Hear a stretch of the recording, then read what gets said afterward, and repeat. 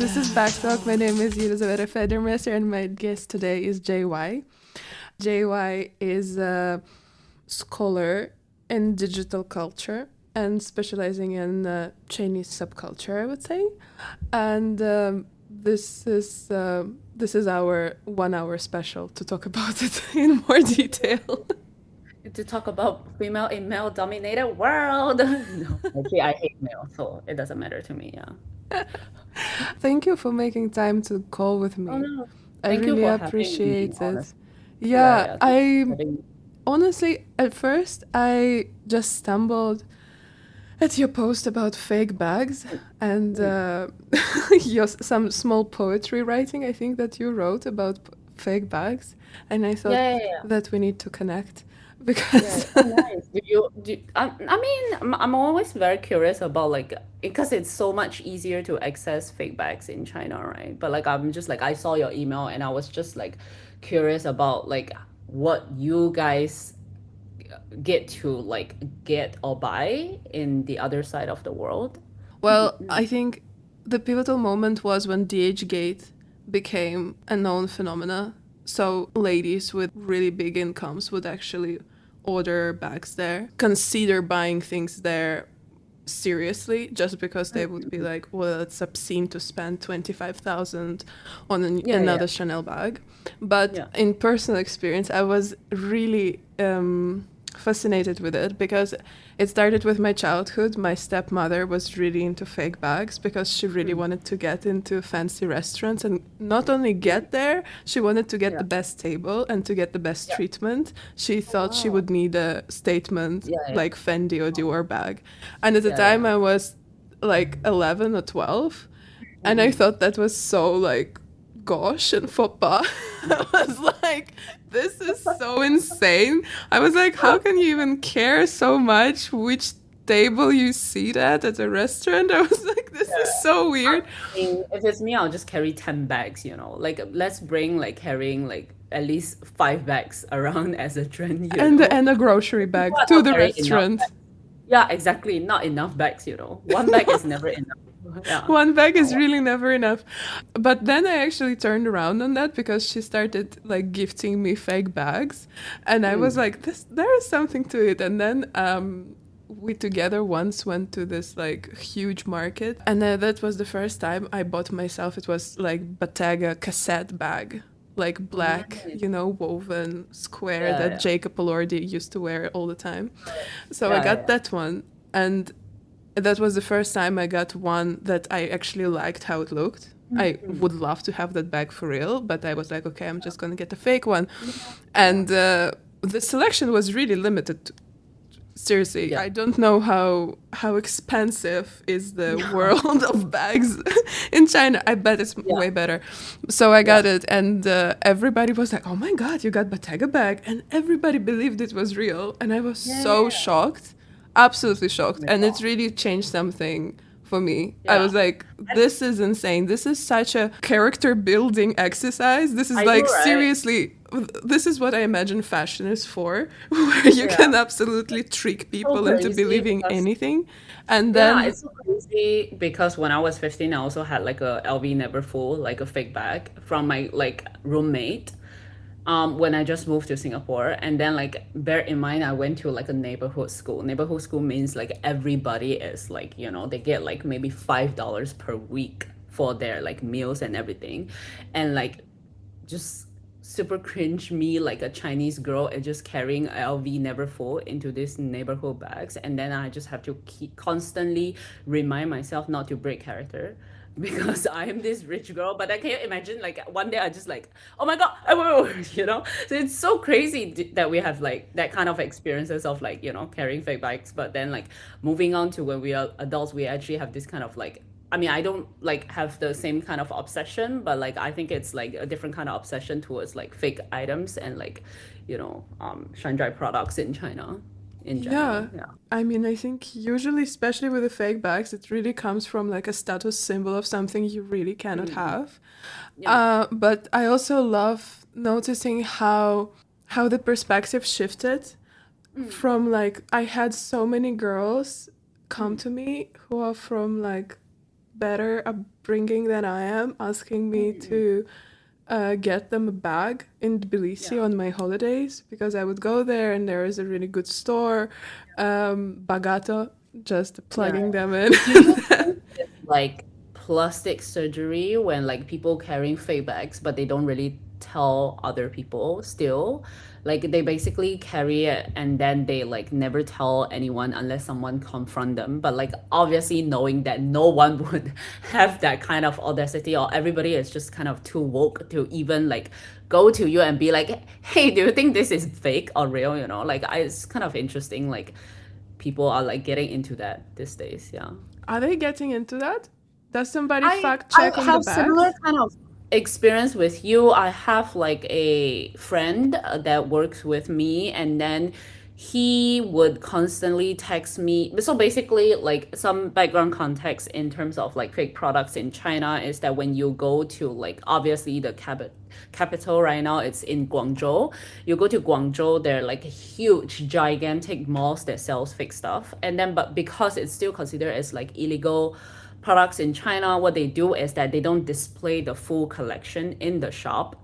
They display maybe like two items that's not like too sensitive, and then they always have this like iPad tablets for you to choose the catalog.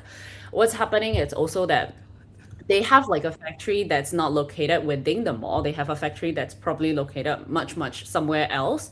What you do is that you choose the item that you want, and then they order it for you, and then you go back to your hotel. They get someone to deliver to your hotel directly, or you go back to Shanghai, let's say different city. They get like a deliver service that deliver directly to your house, and everything could happen within like just one single app ecosystem, such as like WeChat. So you add them on WeChat, you browse their whole catalog, you buy it. You don't even have to go Guangzhou anymore. So what's happening is like my friend is constantly texting me to pass him the context of certain bags that he wants. Like if he wants like a Rimowa luggage, then he will ask me, do you have that contact for Rimowa luggage? If you want like Gentle Monster like glasses, they have like different shop that like specifically sells like glasses that have all different kind of glasses. So it's kind of like a very I wouldn't use the word holistic because it sounds too positive, but it is kind of like a holistic, experience where like if you travel to Guangzhou once, you collect all the contacts on WeChat, and then you are pretty set for life, on fake Wow. products. You should come to Guangzhou. It's amazing, I And also should. they also have another mall that only opens around 12 a.m. And then it's just kind of crazy because like people never stop shopping. So like I went to that mall because I was just like, okay, I have literally nothing much to do in Guangzhou besides like shopping. So I just want to kind of investigate how does the Midnight Mall works. And then what happened is that you go into those malls, they have like a front storefront kind of design that sells really random stuff like silk pajama that is non-branded silk pajamas, and then the person will always tell you to go to the back door, like walk past the cashier and go to the back door, and then you enter the back door, you literally see like three different rooms of like branded items, and then you can get everything you want to, and then it's operating from 12 a.m. to like 4 a.m. or something like that. Whom is it for? There are a lot of foreigners actually. There are a lot of tourists. We actually bump into a bunch of like French kids buying all these products so they can sell it on Snapchat. They told us they have like Snapchat community, they sell those products, so they are just here to buy those products and go back to their country then resell it. Or like just like, I don't know, rich woman who wants like some kind of like cashmere coats randomly. Or like, the brands that it's actually very famous. What's that like cashmere brands like that starts with P? I actually don't remember. Laura Piana. Laura Piana. Yes. Laura Piana is the most famous popular brands in like, Guangzhou right now. So everybody is Wow. buying it. Yeah. Yeah. This is insane. I think Exactly. now is a great moment for us to do the back TSA because I can feel we're gonna steer Yeah. into like deeper end of this I conversation. honestly didn't bring, I'll just show you my bag, but I honestly didn't bring any fake bag because I was just like, but I can take a photo of my like Balenciaga when I get back to No, no, no. Shanghai. I love the real stuff. This is Yeah, yeah, great. yeah. But But this bag that you're showing, I yeah. screenshot it. The Yeah, family yeah, yeah. disappointment, insane. I love It's it. like I want to bring it to like Chinese New Year reunion, but anyway, This it's is this. amazing. Please take picture of this bag for the pod. I would love to have it in the collection. It's amazing. I Seriously. was thinking about like if because I was just looking through the Instagram page. I was like, everybody carries like black bag, yeah. And Yes. I was like, I'm gonna like not use black bag at all. And then because I saw the photo of like who is that Gonzali, she has the same bag as me. So I was just like, okay, it's kind of lame if I carry the same thing. But yeah. But anyway, fake glasses because and then usually the fake glasses you get from Guangzhou, they all come with this like super high quality glasses bag that has like the This is actual brand. gorgeous. Yeah, so it's like I don't know, $20 for a glasses, but like the bag quality is extremely good. I actually don't think this is like I think actually this is Balenciaga, but I don't know. But anyway, I It just doesn't even matter at this point.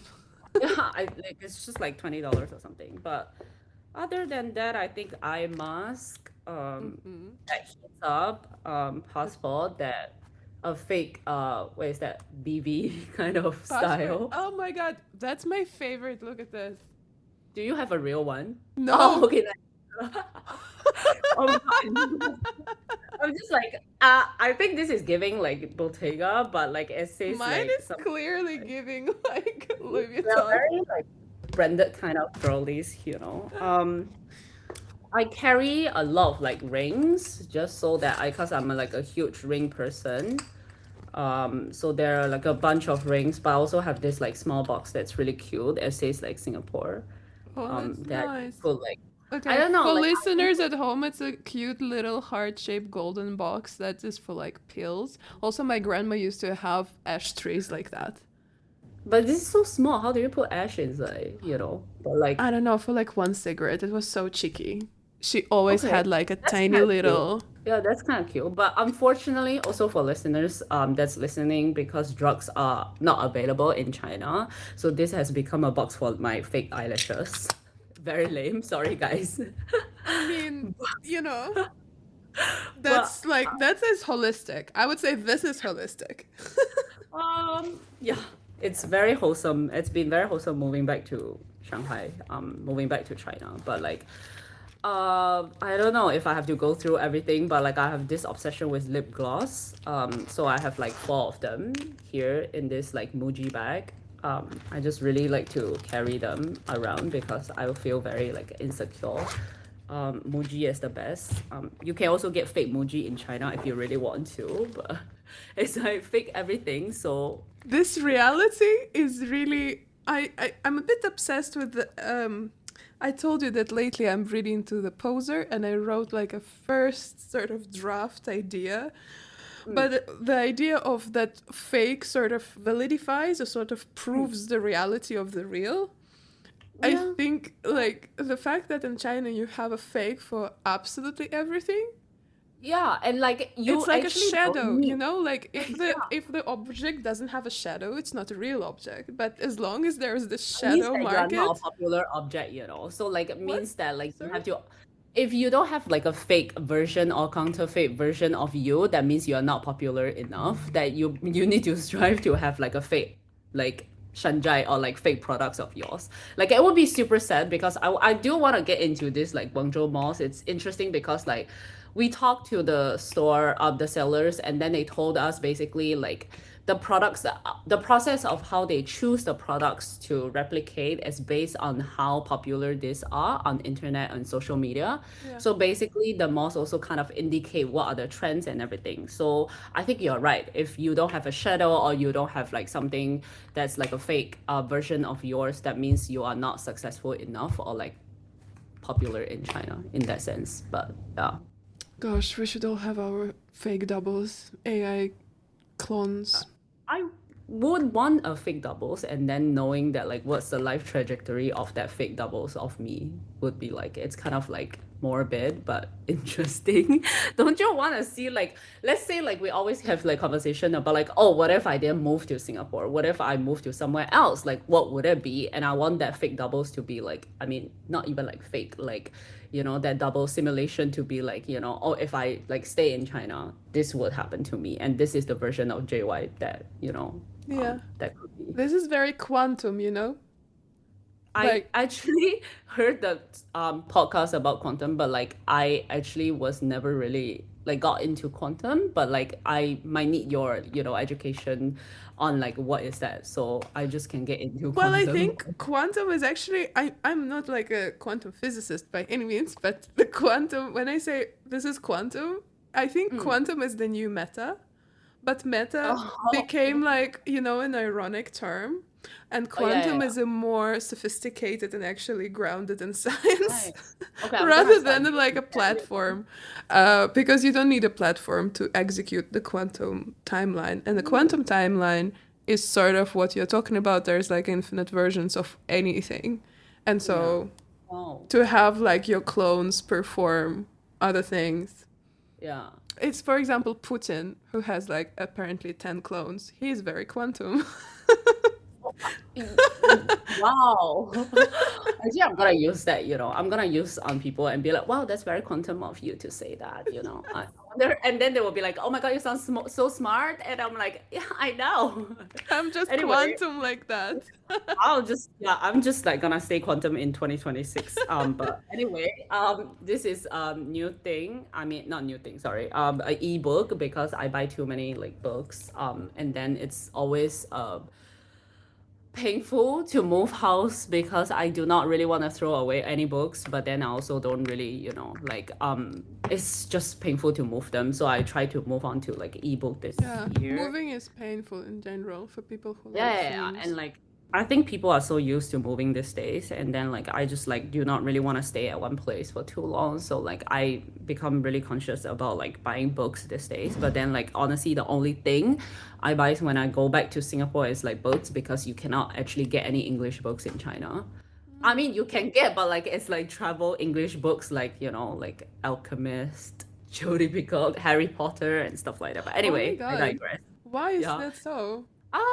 It's still about like I wouldn't use the word censorship, but then like every books need like a code, like on the back of their books, and then it takes very long for people to verify what the book is about. So I think it's just easier for China to keep the English book selection really limited, and then in that way we cannot any really access any English book. So it's just kind of annoying, but then now we have Anna Archive. So long live Anna Archive, never What is goes. an archive?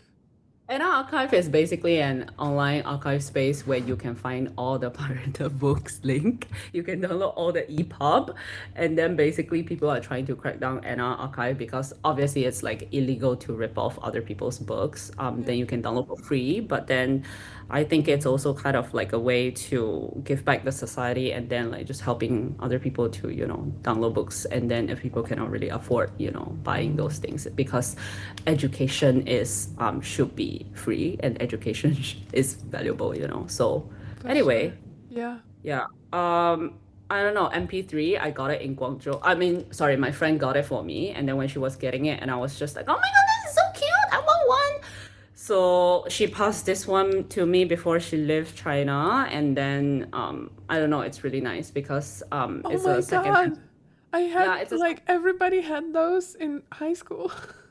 Yeah, exactly. And then I think like because it's a secondhand one, so somebody like the previous user already downloaded some tracks inside, and then from that track, I kind of decided like this person who owned this MP3 as a guy because the musics are just very guy coded, male coded kind of like energy music. So I don't know, like you can also I listen to radio see. on this channel, some straight man energy. Hmm. I have this thing. It almost got stopped at the airport. What's that? Basically, it's running out of battery. Oh no, it's activated. So basically, it's like a fortune teller thing, and then when you need to like make a decision about certain things, you just press it, and then it will say yes or no, and then it will flip a coin say no. So you need to ask a question, and then you get that um, answer from this little gadget machine thing. How That's often kind do of you use it? I need to know. I have so many questions.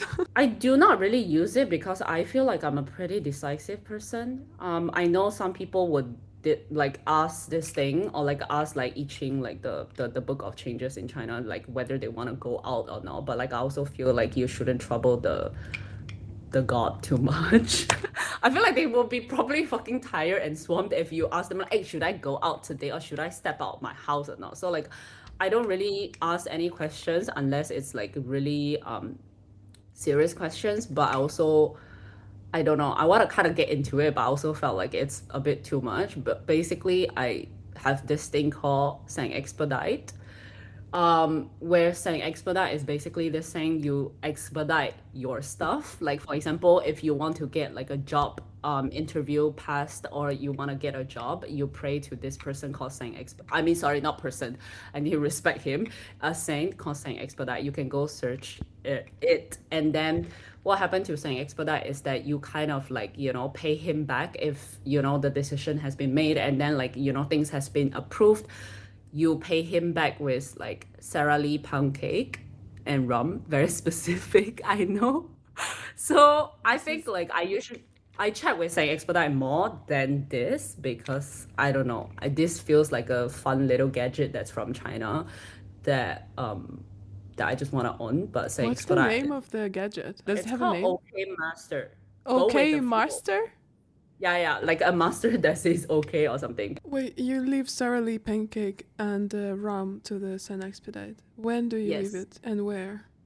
Or were you trying to push him to do it, I think it's pretty flexible. Like, for example, like you ask him for the first time and then things are not happening. And then for the second time, maybe you leave like a slice of Sara Lee pound cake and some rum there to kind of expedite the thing, expedite. And then there's also a more aggressive way where like my partner told me like if like he's still not making it happen, what you could do is like you can reverse his statue and put it in the toilet and just flush the toilet with it to like kind of like provoke him a little bit. But then I was like, I don't think I want to do that because it sounds like scary. And I think also one of the biggest fear in my life is that I really do not want to see a ghost. So I just don't want it to happen to me. As a Asian Chinese person, I'm very superstitious. I just don't want like bad things to happen to me. For example, seeing a ghost. So yeah. Anyway, I'm actually curious about this superstition. And you said there is the book that everybody consults whether to go out. What is the name of the book? called like ICHING. They don't consult the book for whether they want to go out. They consult the book for more serious things like like what kind of decision I need to make politically, like for like generals or like ancient like government people, not for like people who just be like, hey, do you think I should go out today? I think you should have asked that book about that. It's really life-changing thing, not like, hey, do I get to be like an incel or do I go out today? No, you don't ask that. But anyway, Okay. yeah. I thought some people do, and I was like, wow, that's interesting. And then there was like a whole business of the OK mustard, sort of like dumbed down Tamagotchi version of that for the Oh yeah, everyday yeah. user.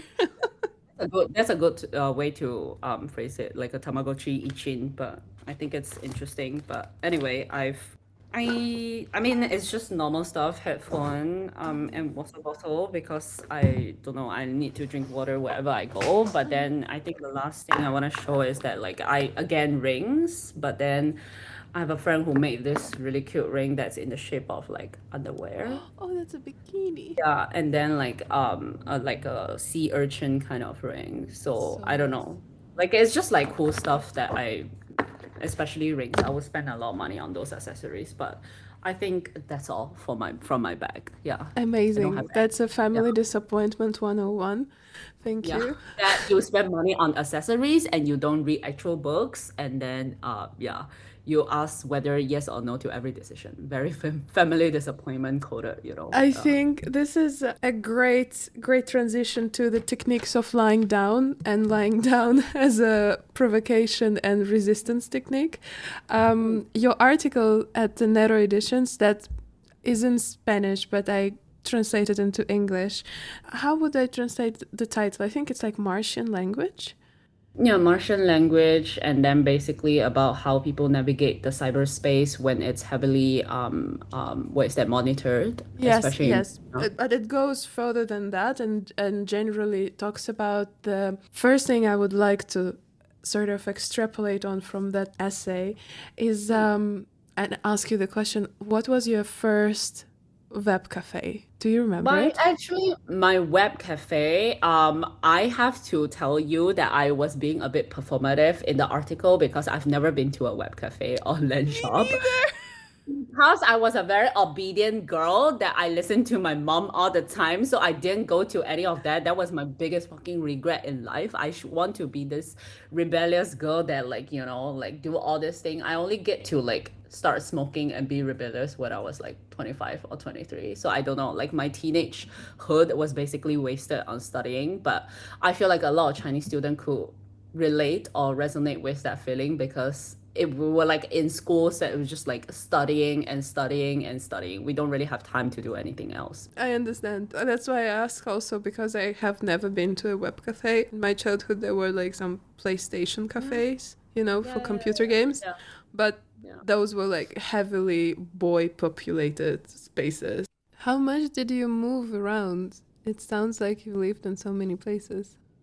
Actually, no. I lived in Shanghai until I was like 13, and then I moved back. I moved to Singapore for 12 years. And until the point I was like, it's so boring. I cannot deal with that anymore. And then I moved back to China because it was also during the COVID time. Hmm.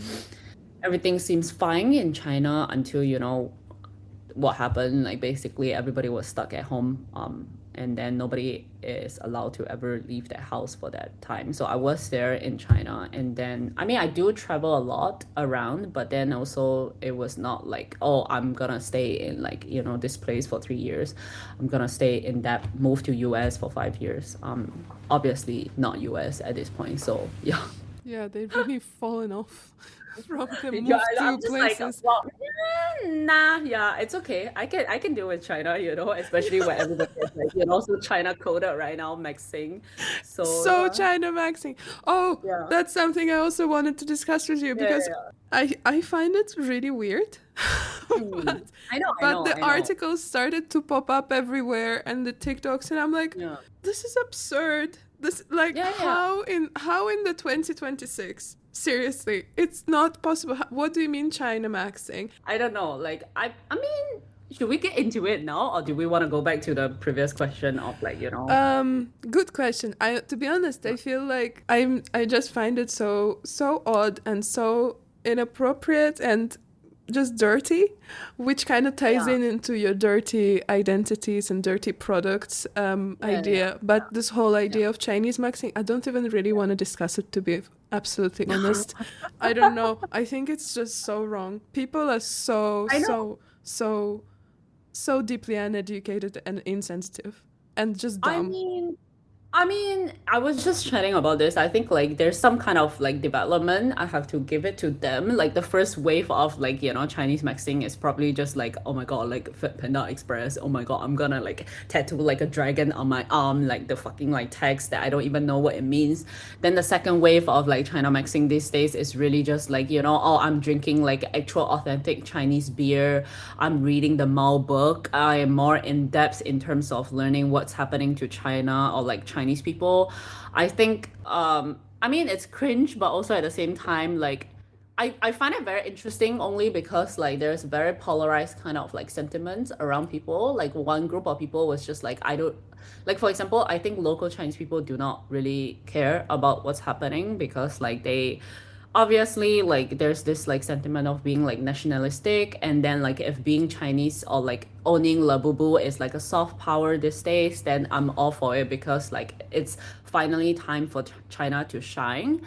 I also don't think they actually, like sometimes they actually really think about like, oh, this is like cultural appropriation. I think some of them, like mainstream Chinese, actually celebrate this kind of thing. Well, like also at the same time, I think I saw a lot of like Asian American, like specifically Chinese American content creator being like, oh, this is like, just another form of like racism.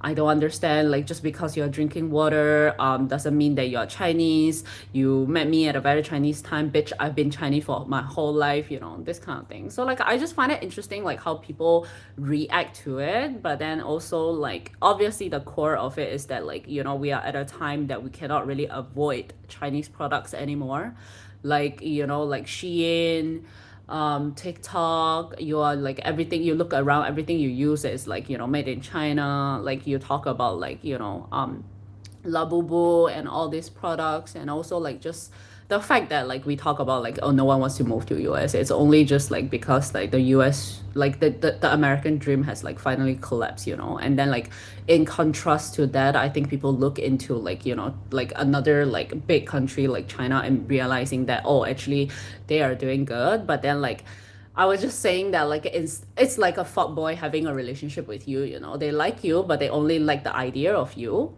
And I feel Yes. like it's happening to a lot of people these days. It's like they like China, but they only like the idea of China. Yes. Like if you really love China, I think you should be able to like, afford to travel to China and then actually see it for yourself and experience it for yourself, whether you actually like it or not. Like instead of just like, I'm drinking water, I'm Chinese.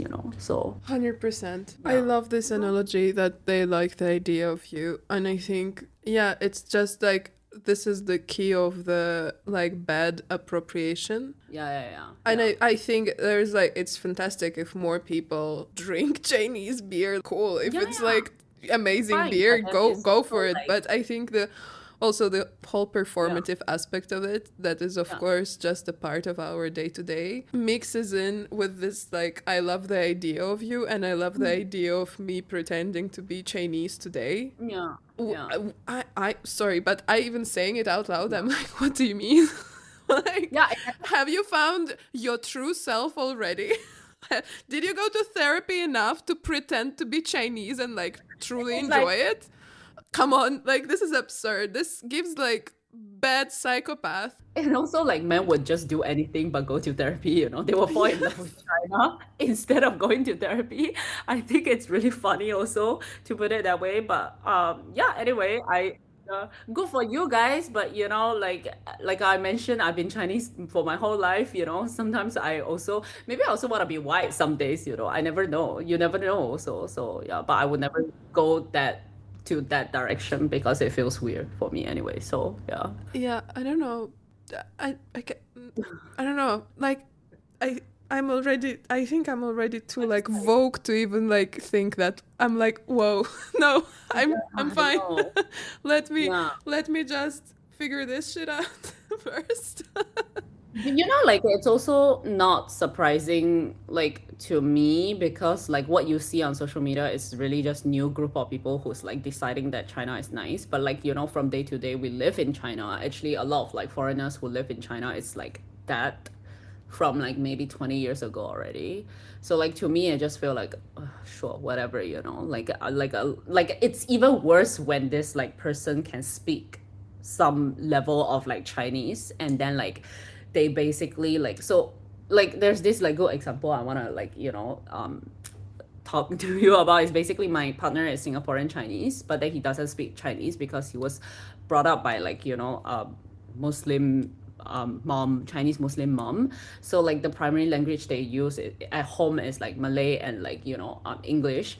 And then like we moved to Shanghai, and then he basically met a group of like people, and then like one of them is like white, and then he was just like, oh, like forcing Chinese to be on him. And then he was like, bro, I told you I'm like Singaporean. And then he said, yeah, but don't you like speak Chinese? And then it's just like it's kind of like annoying and ignorant because like the fact that I respect the fact that you speak Chinese, but also you don't have to like rub it like in other people's face. Plus that like the fact that you don't know anything about Singaporeans, because they're not just like Chinese Singaporeans. There's also like Malay Singaporeans and Indian Singaporeans, and then none of them actually speak Chinese. So it's like the core of them is still like ignorance and like um I feel like racism is a huge like big word, but then yeah, that's how I feel about like a lot of But like it, the yeah, but people. it is. And I mean, honestly, to be like honest, when I was preparing for a conversation with you, I realized I was like, well, I actually don't know so many things. For Yeah, example, I wouldn't know the language difference within Singaporean society. I'm like, yeah, yeah. It's I don't fine. know, Yeah, but also I think for me it just gives me the understanding of like the vastness of the territories outside of my very narrow Western perspective, and I yeah, think it's just mm, like, yeah, tread lightly and yeah. Be be humbled respectful. and Yeah, yeah. respectful Be and be yeah. curious, and don't just buy beer and say that you're Chinesemaxxing, because this is just like, I think this is honestly, for me, this is such a red flag. It's really not. But anyway, I actually wanted to ask, on a like on the tail of knowing Chinese, I actually was reading that Martian language article, and I was really wondering, how did you learn this coded Martian language? And for listeners at home, um, the JY's article is about how, in part, is about how teenagers in early 2000s created this coded language to sort of communicate between each other, the one that their parents wouldn't understand, but also the one that wouldn't be censored. And this language was called Martian. It's hard to decipher. It looks completely obscure. And it would be only sort of, I think, transmitted from message to message, from chatboard to chatboard. And sort of completely unofficial internet language that was populating the teen dome online. And then came back in times of COVID, as many other how you call it, coded languages came back, because to in order to bypass the Chinese internet firewall with different sorts of information from outside of China, Martian language and others came back to rewrite sort of the articles from abroad and bring them to the Chinese internet, which is heavily guarded, has very little information, and everything you say you have to scale on many different levels. Quoting you, you say that there are things you can say, things you have to say in metaphors, things you should code, and things you should never mention. And all of this sort of creates this, like, not bipolar, but like quadruple quantum polar reality of how you exist and write online, which is absolutely fantastic, super interesting. And also, then you tie it back also to other parts of surviving Chinese internet. But to go back to the Martian language, indeed, how did you learn it? Because I was like, this is insane. If I would see a coded message online, even 10, I mean, I'm curious, but I probably wouldn't know what to do with it. Honestly speaking, it's not so different from like how we actually write Chinese. It's really just like breaking the symbols and then like you add a different new characters or you add exclamation mark, you add periods in, but like from the look of it, it's pretty much readable in a way that like, like I mean, think of it as like, Gen Z or like, new generation of people using the word like risk or like, alpha or like, other kind of terms. Like at first you also feel like, what does it even fucking mean? But then like the more you start using it, I think in the more you start looking at it and then the more you start chatting with fellow Gen Z, you realize you can actually use it. But then like obviously because like parents at that time do not really give too much attention or give like any kind of like efforts to actually learn the thing. So that's why it kind of like automatically or like naturally just become a kind of form of language that like people use it online and then to kind of express their own like teenage melodrama or like nostalgic feelings or like just like my crush towards like someone that I really like in school.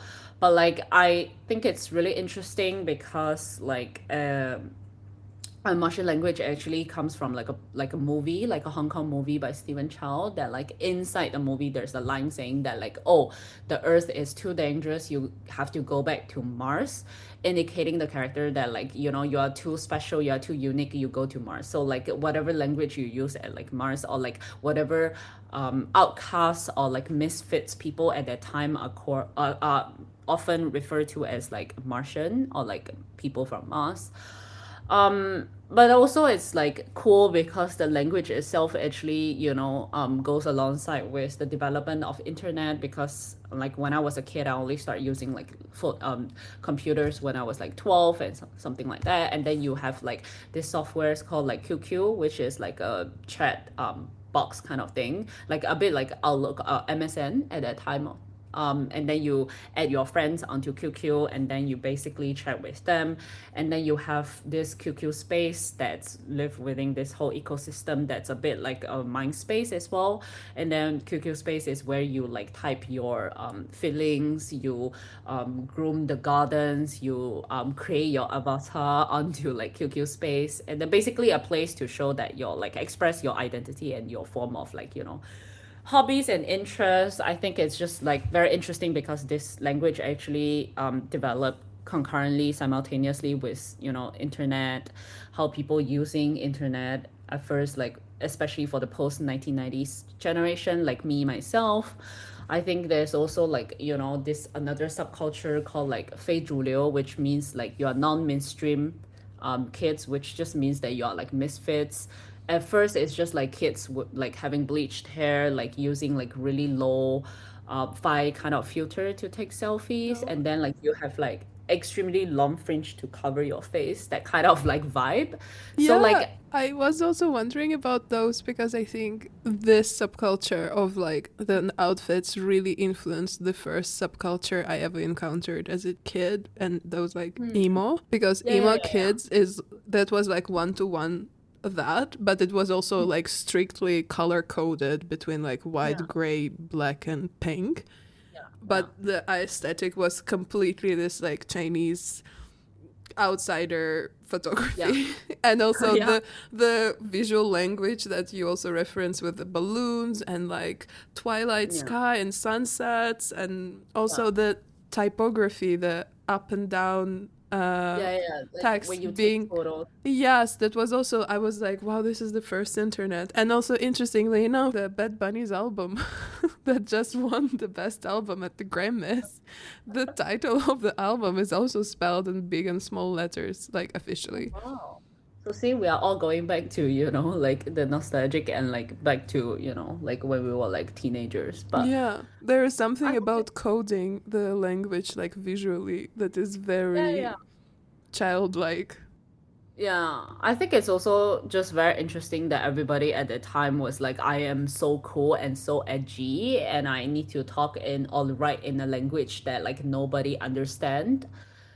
And then like I think it also because like this generation of kids kind of grow old, and then like it becomes like really cringe to write like that anymore because you enter workforce and then you cannot write like this in like office, not in like cringe is sublime kind of way, as cringe is cringe kind of way, it's just really cringe.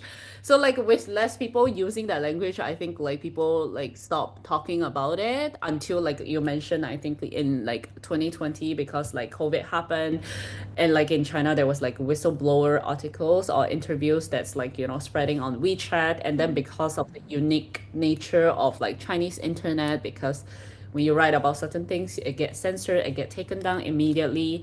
And then for it to stay alive on the internet, I think some people revive Martian language, or even using other kind of like Morse code and other kind of like languages to like rewrite that whole article so people can like access to that information. Hmm. It's just like like you thought it's kind of gone, the language, but it's kind of like revived back for the another different kind of purpose, which I think is very interesting.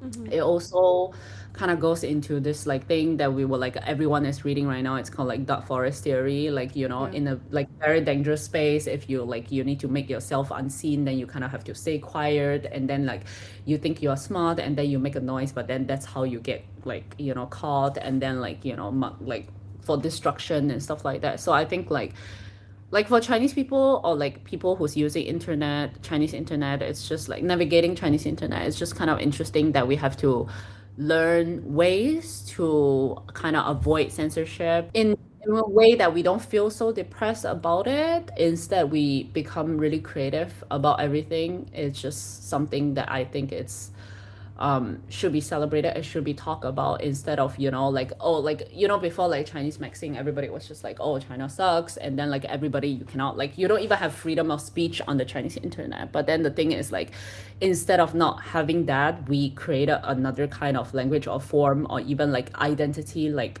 I mentioned in the article, there's another thing called like the Momo, the pink dinosaur. I really wanted to talk about that. Yes, I think the Momo is really interesting. Please, can you explain it quickly because I have some Yeah, sure. questions. Okay, so pink Momo is that like an identity or profile picture that like everybody adopted on like this platform called 小红书. It's almost like Instagram right now.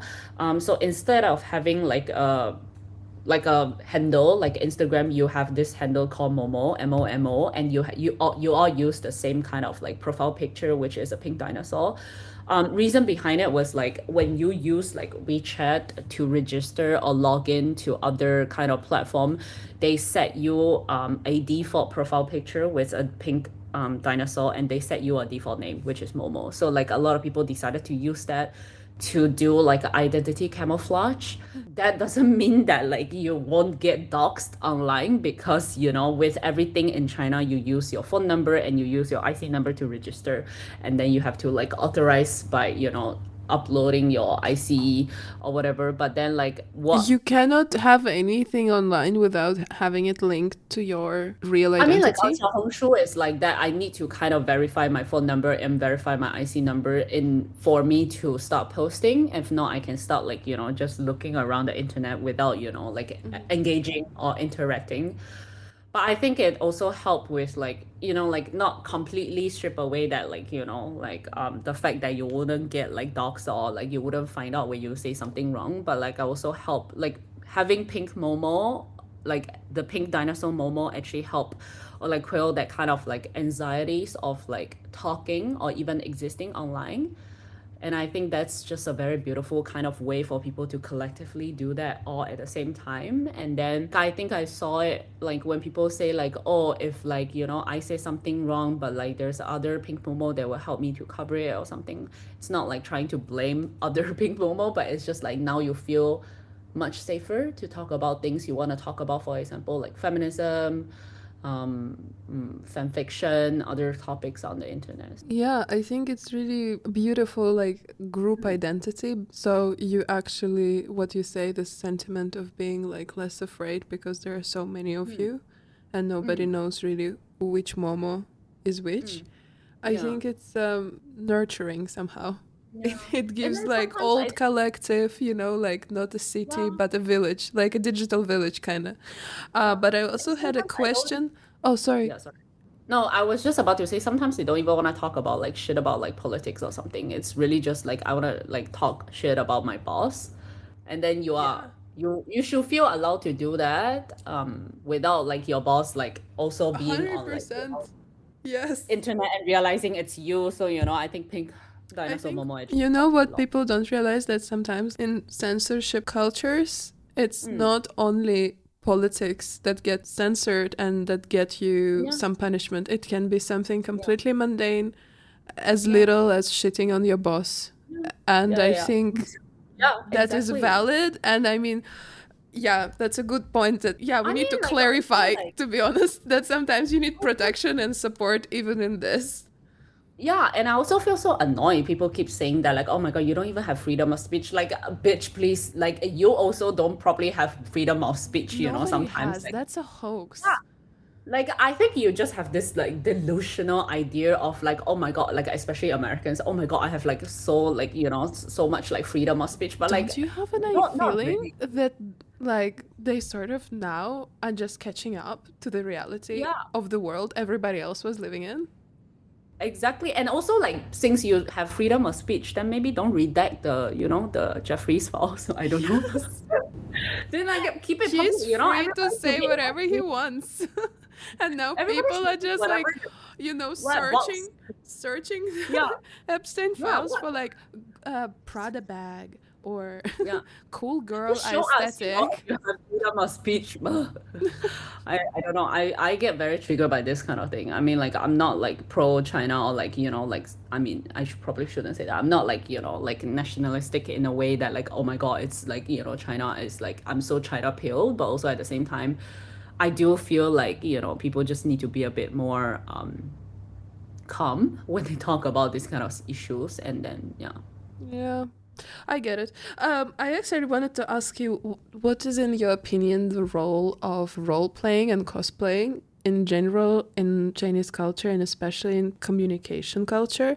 You mentioned the soft madness phenomenon when people like make this avatar of Hello Kitty doing mundane things and sort of hide behind the Hello Kitty. There is Pink Dragon Momo, that is like a collective performative identity. But then you also just released this dirty products publication research doc. Yes. Yeah, I think it's more like a Yeah, research on doc. like Chinese subcultures, and there's also like big parts about it are like very performative and almost like verging on cosplay as like somebody else's identity.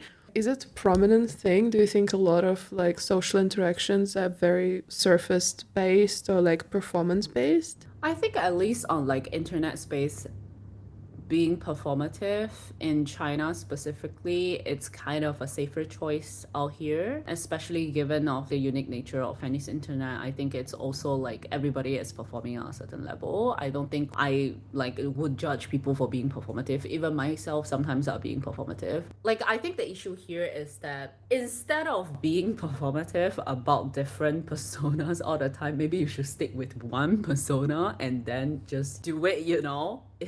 So I think what's giving me the ick is that I see like a lot of accounts on Instagram. Sometimes 3 years ago they were like this, and then 3 years later they are this persona. But like I think it's cool if someone pick one persona and stick with it, and then with Chinese internet specifically, I think with like Pink Momo or even like using like AI to generate Hello Kitty photos, I don't think it's, oh, I want to role play as this person, but more like strategic like way to protect yourself, especially given like your identity is online. I have one follow up. I personally think that having like multiple identities before you, I understand why it's a bit cringe. Like, where were you? But also, on the other hand, without like failing, you would never maybe discover what you really want to Yeah, be performing as or be even yourself. So yeah. I think like public failing, I'm kind of like up for it. I think that's why I never archived my posts I since mean, I like was as like long 16 on Instagram. You can really see me in high school there. And I'm like, that's like a different wow, person. wow, Yeah. that's very nice. I didn't scroll all the way No, down. no, no. Maybe I They're should. really like infinitely going back.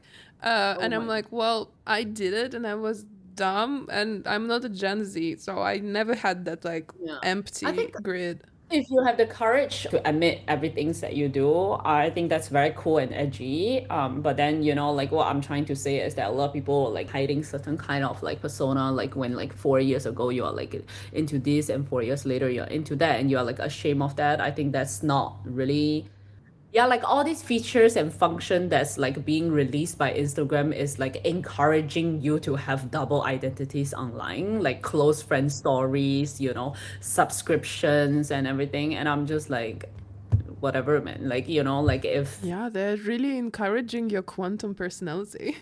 exactly. And I'm just like, that's so quantum of you, Mark Zuckerberg. It's so quantum of you, Mark. And I love that for you. Your glow up. Oh my God.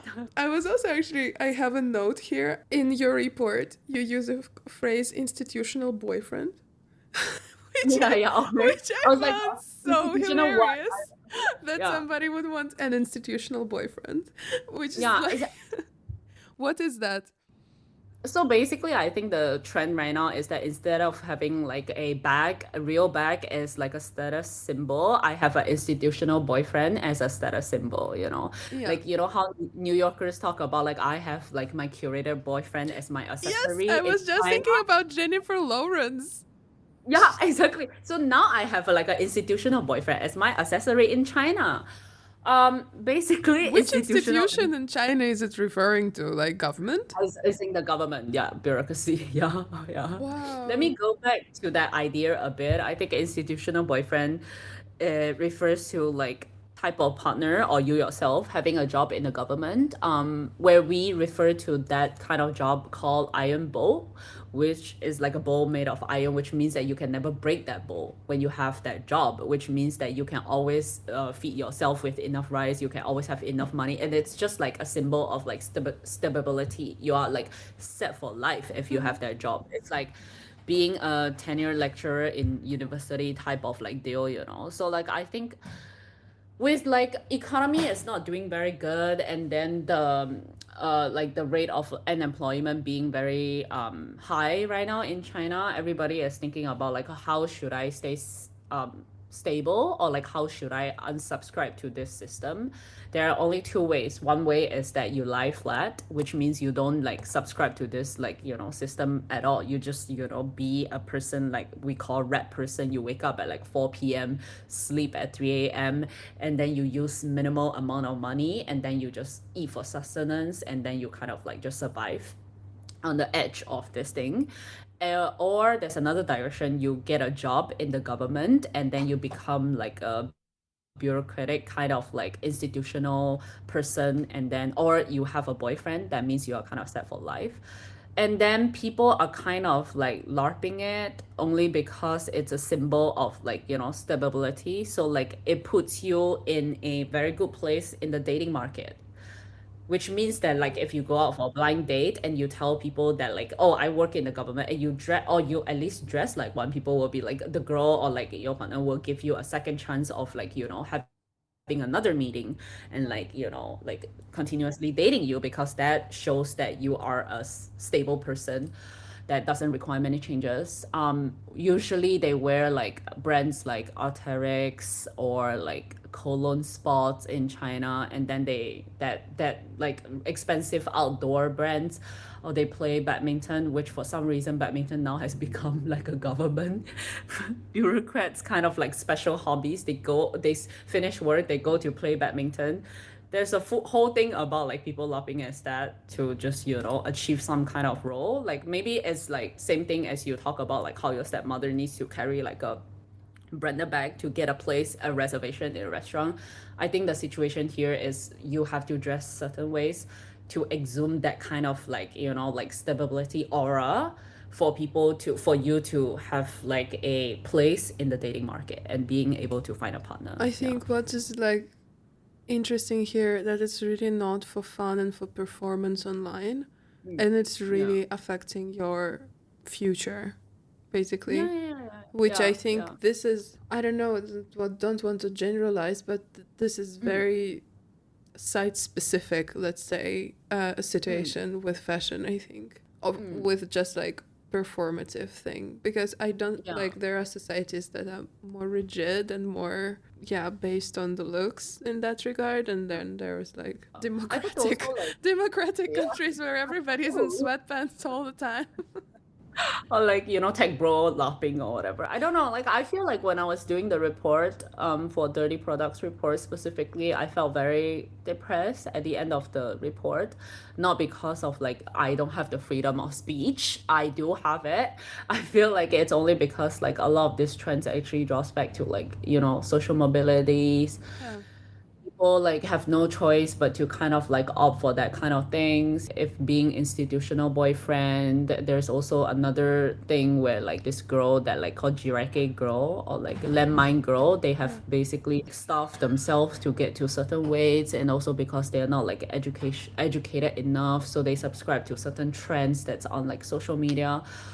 I do feel like it's pretty depressing, but also at the same time, like I think what's important for people to like, for at least for this Chinesemaxxing, so-called Chinesemaxxing people on the internet, is to actually know what's happening in China. I don't think it's sometimes it's not really just about being funny. I think sometimes it's okay for you to like drink the beer, drink hot water, but also there are so many like beautiful things, also like the truth about like China that you don't really see everywhere else. Yeah, so That's why you started the yeah, yeah, 669. yeah.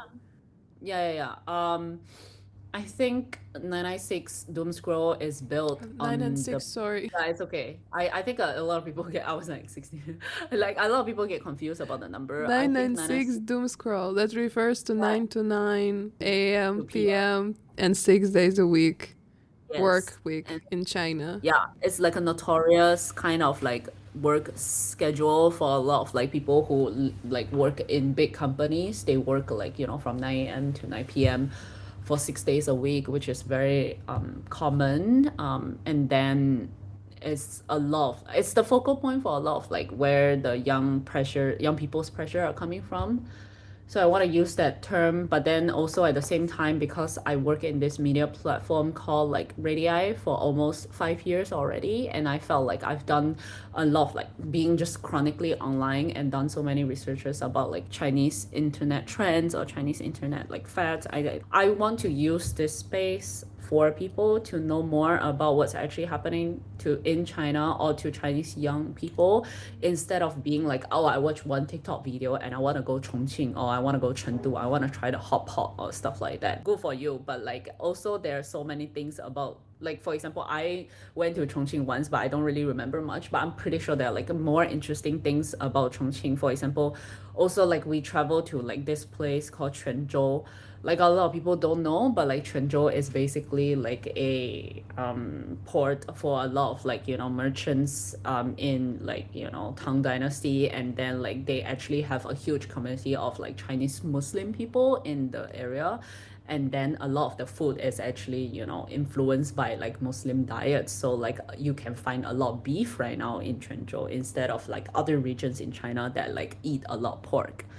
So I think like I want to build that platform for this purpose, but also I think there's not enough people, or like there are people talking about Chinese internet trends, but it's just like either they are like very spread out in a way that like, oh, this person did like a thesis about like fake products, this person did like a documentary about like people selling fake bags in New York, this person write about like Chinesemaxxing, but like nobody really knows it. So I want to use that platform to also like help people to kind of publish or like at least contribute these things on this platform, a very like kind of centralized but also decentralized space. So like I think at least for the plan right now is to work with more people who's interested in this kind of like topics or aspects of life, and then like just try to get them out as much as possible so people know like beyond like Chinesemaxxing or like you met me at a very Chinese time of my life. I think like these are the things that maybe it's interesting to also learn about, so like yeah. Yeah, 100%. As when I was emailing you first, I said that my dad wouldn't allow me to use computer before I learned English, and that perhaps he should have asked me to learn the Chinese Yeah. because I mean, your dad will be like, maybe no, because he will be like, I'm very cringed out by the fact that everybody is Chinese right now, so maybe no, yeah. no, I think, what I was referring to more is that most of the references that you put in your text or something, you would need to translate them to like yeah, English yeah, terms and then explain them. And then when I would try to find more information, it would be very limited to certain yeah. accounts. For example, it was possible to find more about Too Cool. Are all fake bags too cool? For example, Yeah. like as a But notion. it's also like all leads to that one person, like this influencer called Butterfly Ming Ming. But I mean, it would be very It all nice. came from her. Yeah, yeah, all came from her. I think like how like on Instagram a lot of people talk about like how Asian design is just like chaotic these days. I think it's partially because of like Too Cool. So like Too Cool is mainly just about like like reclaiming that Chinese identity, like the whole neo Chinese like thing. Like you see everybody wearing like the Chinese Adidas tank jacket, but like Too Cool was there before, and then Tuku was about like I wear like a Chinese dress, but I also adopt like really trashy elements to it, and then being proud of like it, just accepting that kind of like identity that I have. Are you gonna cover the more traditional things as well on the 996? Like crafts Um, and like heritage? Is Not it in the plan? really. No, the plan right now is that basically in March, from March to June, I want to work on the theme of Shanzhai because I think like the fake products. I have a friend who I mentioned she made a video about people selling Chinese people selling like fake bags in New York Canal Street, and then I'm trying to house that documentary on the platform.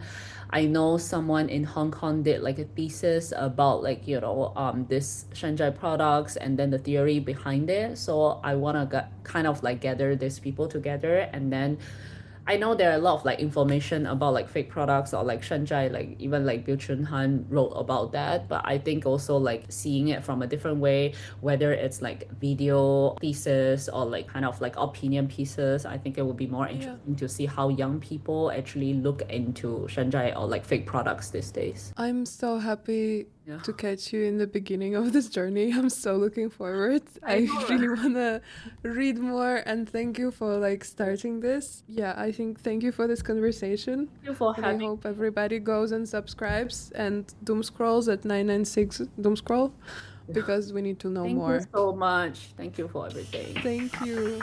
Okay, we're out. Bye. Okay, bye.